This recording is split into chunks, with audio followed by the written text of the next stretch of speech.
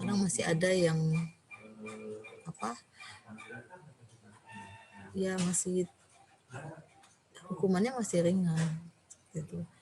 Tapi kita percayakan saja ya kepada hukum, di mana ada hak atas kita sebagai warga negara. Lalu untuk tadi kan ada hak nih, sekarang yang namanya kewajiban warga negara Indonesia. Wajib membayar pajak. Jadi misalkan kalian mempunyai kendaraan, mempunyai rumah, tapi kalau kalian belum ya membayar pajak, biasanya orang tua kalian yang membayar pajak rumah ya, pajak kendaraan kalian. Biasanya kan ada 1 tahun kendaraan kalian harus dibayar pajak. Nah, harus itu dibayar, jangan sampai kalian telat atau nggak mau bayar, karena misalkan jalan pun ya ada jalan juga dibuat ya, dirapikan, terus dibuat indah, ada pohon-pohon segala macam ya, itu juga ada dari pajak. Kalau kalian nggak mau bayar pajak ya berarti kalian tidak menjalankan kewajiban kalian sebagai warga negara. Sedangkan negara kita juga memaksimalkan biar jalan bagus ya, jalannya indah, terus ada juga jalan tol yang mempermudah kita mendekatkan jarak yang jauh seperti itu. Lalu wajib membela pertahanan dan keamanan negara. Jadi bukan hanya anggota ya, kita sebagai warga negara juga harus membela pertahanan dan keamanan negara kita ini. Wajib menghormati hak asasi orang lain dan mematuhi pembatasan yang tertuang dalam peraturan. Lalu wajib menjunjung hukum pemerintahan, wajib ikut serta dalam upaya membela negara, dan wajib tunduk kepada pembatasan yang ditetapkan dengan undang-undang untuk menjamin pengakuan serta penghargaan atas hak dan kebebasan orang lain. Nah, terakhir mengenai hak dan kewajiban bela negara. Jadi tadi hak dan kewajiban warga negara, sekarang bela. Kita harus membela sebagai warga negara ya, untuk membela negara kita. Nah, pembelaan dan bela negara adalah tekad, sikap, dan tindakan warga negara yang teratur, menyeluruh, terpadu, dan berkelanjutan, dilandasi oleh kecintaan pada tanah air serta kesadaran hidup berbangsa. Asas demokrasi dalam pembelaan negara itu ada yang namanya kebijakan ya tentang pembelaan negara melalui lembaga-lembaga perwakilan dan perundang-undangan yang berlaku, dan juga turut serta dalam setiap usaha pembelaan negara. Jadi kita harus mendukung ya, sesuai dengan kemampuan dan profesinya masing-masing. Jadi kalian sebagai mahasiswa ya tetap demokrasi dalam membela negara. Kalau misalkan kalian sebagai mahasiswa, bagaimana kalian membela negara? Kalian harus belajar yang baik ya, harus belajar dengan tekun agar kalian keluar menjadi mahasiswa, selesai dari mahasiswa, kalian memiliki potensi yang cukup ya, yang jangan cukup, pokoknya yang baik. Potensi yang baik itu nah kalian gunakan untuk negara kalian ini agar semakin baik, semakin maju ya. Lalu motivasi dan pembelaan negara. Nah, proses motivasi ini jika setiap warga negara memahami keunggulan dan kelebihan dari negaranya ya, maka pengalaman sejarah. Nah, di sini ya ada motivasinya bisa kita lihat di pengalaman sejarah. Nah, dari pengalaman sejarah itu kita lihat dulu kita sebelum merdeka, bagaimana proses perjuangan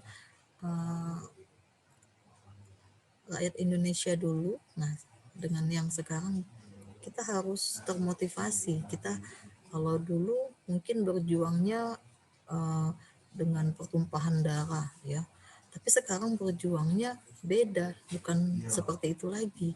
Perjuangannya bagaimana? Perjuangannya melalui ilmu ya, melalui pengetahuan. Kalian buka jendela ilmu kalian itu ya, agar tidak hanya bermanfaat untuk kalian saja, tapi bermanfaat untuk sekeliling kalian dan juga bermanfaat untuk negara kita ini.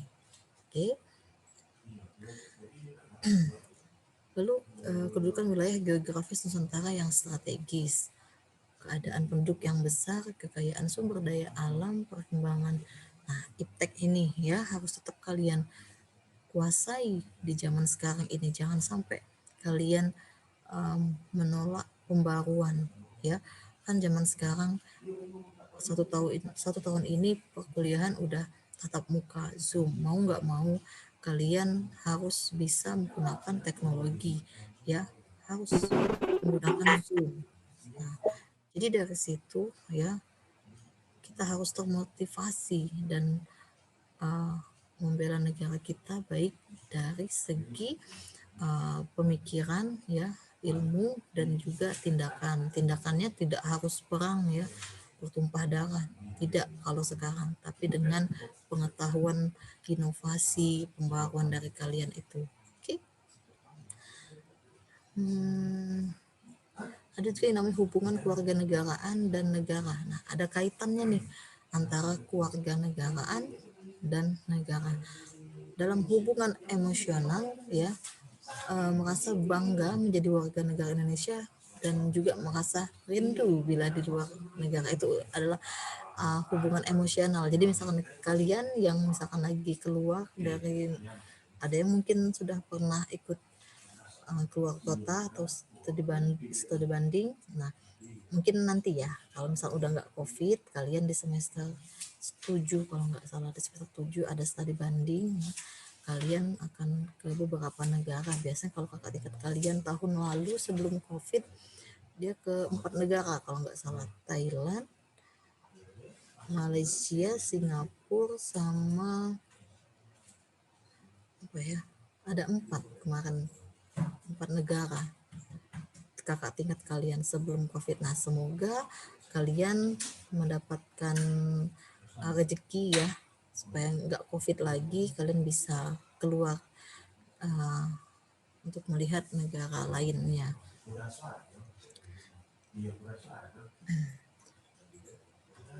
Nah, jadi kita kalau kita ada yang namanya hubungan fungsional juga ya, bertanggung jawab dalam kehidupan bernegara, dan hubungan formal itu sadar dan wajib bertindak sesuai dengan hukum negara atau sesuai dengan landasan.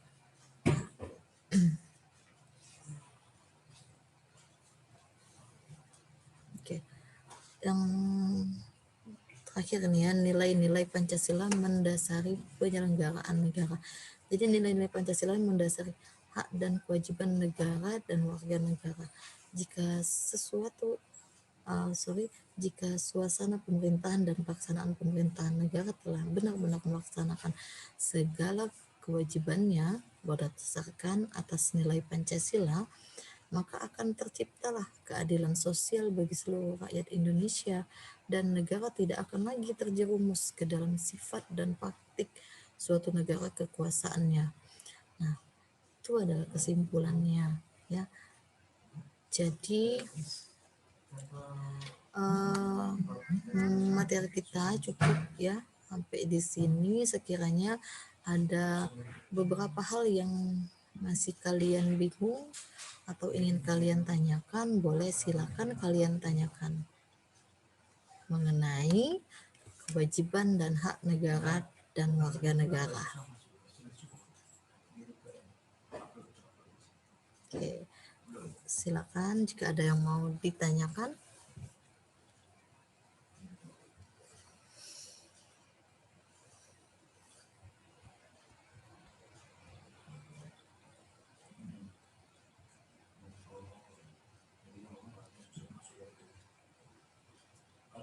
Ada?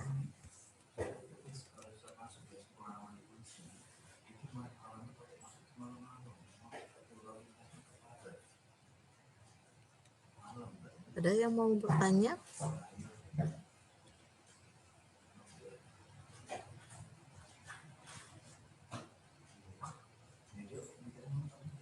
Sudah paham nih? Diam ini artinya udah paham dengan materi Ibu atau bagaimana? Sudah mendapatkan ilmunya, pengetahuannya mengenai kewajiban dan hak warga negara? Paham ya? Paham ya, Mas Agus ya?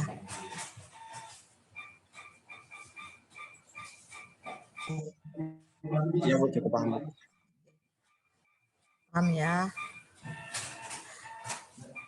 Baik, kalau sudah paham, benar nih, nanti pas ujian nggak kejawab. Oke, baiklah. Kalau memang sudah paham,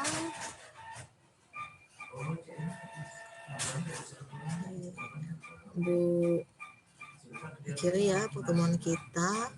Akan tetapi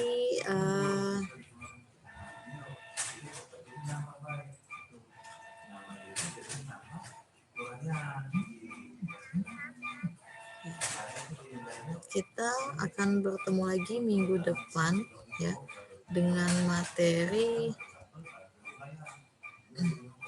hakikat, instrumentasi dan praktisi demokrasi Indonesia berlandaskan Pancasila dan Undang-Undang 1945. Oke, ya. Baiklah, Ibu mau screenshot dulu ya sebagai pengecekan daftar hadir. Silakan on kameranya. Ya, siapa? Vika. Iya, gimana Vika? Untuk UAS itu yang dipelajari yang materi kemarin sama hari ini apa Cak Manu? Pakai bahasa Indonesia?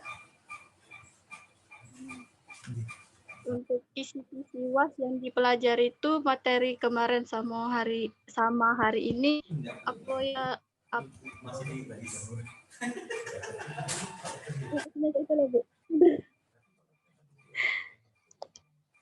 Untuk materi UAS. Kita belum ya, UAS masih ada 1 kali pertemuan, ketemuan ke-7, nanti ketemuan ke-8 baru kita UAS. Oke.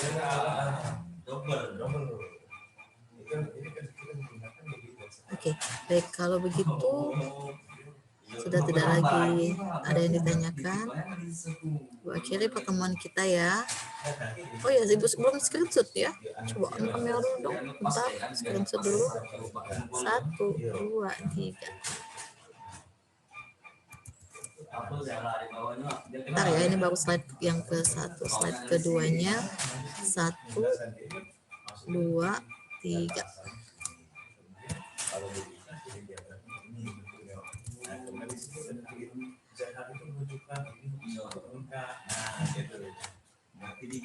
Oke, baik, sampai berjumpa di minggu depan ya. Assalamualaikum. Oke. Tolong jangan di close dulu, Ibu mau kasih informasi, kayaknya ada beberapa temennya yang nggak tahu ya. Jadi jadi Ibu akan kasih kisi-kisi ya setelah MK Ibu satu lagi. Jadi Ibu minta bantuan kalian, masih ada 1 video lagi yang harus dibuat ya. Vika, halo. Tadi ini kan Ibu record nih. Jadi ini nanti yang sekarang nanti akan Ibu potong. Vika, jadi kisi-kisinya akan Ibu berikan setelah MK satu lagi. Ya.